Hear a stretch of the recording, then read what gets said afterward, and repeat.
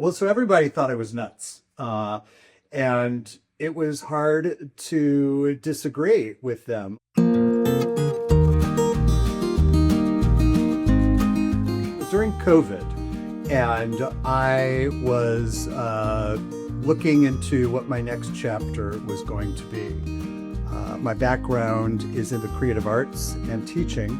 And so I was sort of like wondering, is there a venue anywhere in the country where I could have an arts and entertainment complex? So I spent a few years looking at a variety of different places. And then there was this listing that I saw for a medical facility in Franklin, Pennsylvania. But it was a medical facility that was located in a historic mansion on 24 acres overlooking the Allegheny River. So I thought, what sort of medical facility is that? I came out to look at it, and it was creepy. I'm not gonna lie. It was definitely institutional, very high security rehab treatment center. That had a reputation for being haunted. And many people sent me photos of orbs in the front foyer. I saw shots of silhouettes of ghosts. So at first, when everyone was telling me how haunted the place was, I kind of leaned into it. And my first production here was the Haunted Mansion Tours.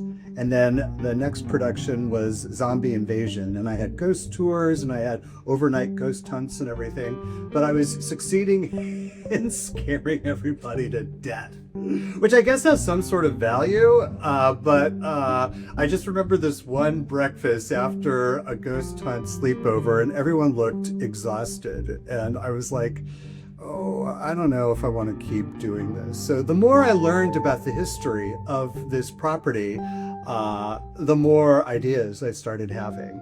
And the more I was filled with a desire to work to reclaim its identity as a beautiful residence and not an institutional rehab treatment center.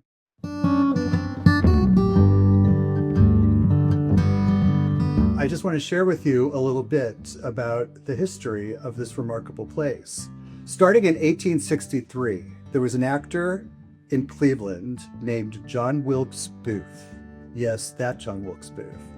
And he and two of his colleagues came out here during the oil boom. There was a big buzz. Everyone was saying that people were getting rich because of the oil. The first oil was discovered in Titusville, which is not far from here, and this area is known as the oil region.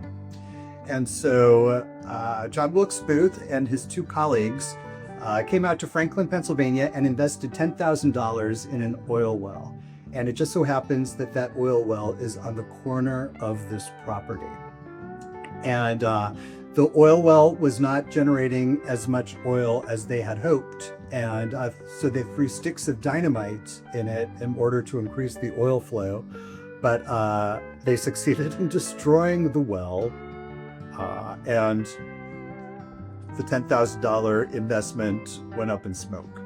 So John Wilkes Booth spiraled into fury and embitterment, and he assassinated Lincoln a year and a half later.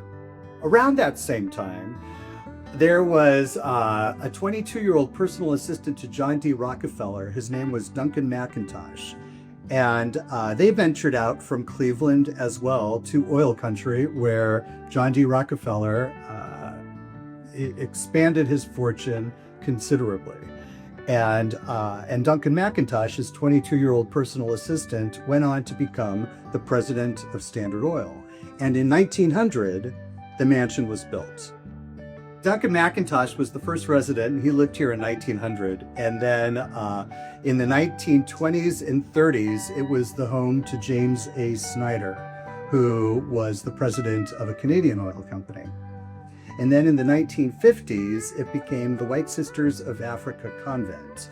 They took out the Tiffany stained glass window that was at the top of the stairs, and they turned that into a doorway and then added a cinder block addition, which became the chapel on that level, and then below was the nuns' cafeteria, and then above was where the nuns slept. So having that addition allows for Wildcat to have an auditorium and a ballroom. So we use what had been the original chapel as the ballroom and the auditorium. After the White Sisters of Africa convent, it was the Venango County Health and Human Resources headquarters. The Easter Seals were here and the Red Cross was here. And then after that era, it was the Rehab Treatment Center era for about 20 years.